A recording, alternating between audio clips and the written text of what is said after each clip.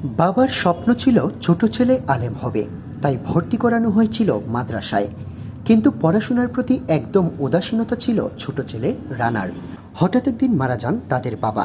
সেই থেকে পরিবারের হাল ধরতে হয় বড় ছেলে আব্দুর রহিম রাফিকে। বড় ভাই হিসেবে অভিভাবকের দায়িত্ব নেয় রাফি।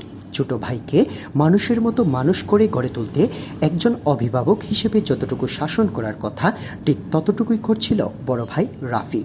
কারণ তার ইচ্ছা ছিল ছোট ভাইকে আলেম বানিয়ে বাবার শেষ ইচ্ছেটুকু পূরণ করবে সে। তাই বড় ভাই হিসেবে যতটুকু শাসন করার কথা ঠিক ততটুকুই করছিল রাফি। কিন্তু সেটি কোনোভাবেই মেনে নিতে পারছিল না ছোট ভাই রানা।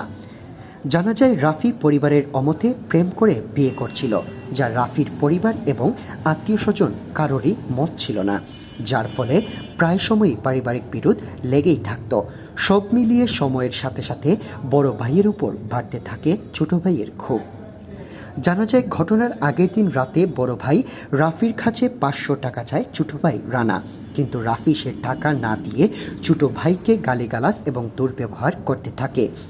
এই ঘটনায় বড় ভাইয়ের উপর আরও ক্ষিপ্ত হয়ে ওঠে ছোট ভাই রানা, যেটা শেষ পর্যন্ত হত্যার মাধ্যমে শেষ হয়।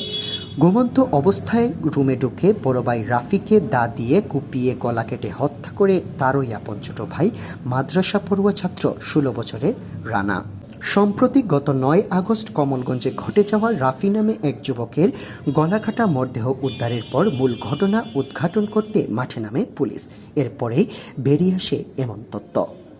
পুলিশের প্রাথমিক জিজ্ঞাসাবাদে ছোট ভাই রানা নিজেই স্বীকার করে বড় ভাইকে হত্যার এই চাঞ্চল্যকর তথ্য। পরে সোমবার 11 আগস্ট দুপুরে এক সংবাদ সম্মেলনে এ তথ্য জানায় পুলিশ।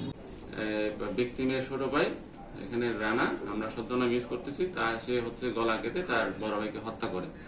মূলত হচ্ছে তাদের মধ্যে এই শাসন নিয়ে, পারিবারিক শাসন নিয়ে এবং বিভিন্ন পারিবারিক ঝামেলা নিয়ে তার মধ্যে ক্ষোভ ছিল। এই ক্ষোভের বশবর্তী হয়ে তার বড় ভাইকে দা দিয়ে কোপ দিয়ে হত্যা করে এবং পরবর্তীতে তার দেখানো মতে আমরা যে দা দিয়ে সে হত্যা করেছে দা এবং হচ্ছে তার হত্যাকাণ্ডের সময় তার যে ব্যবহৃত লুঙ্গি আমরা জব্দ করে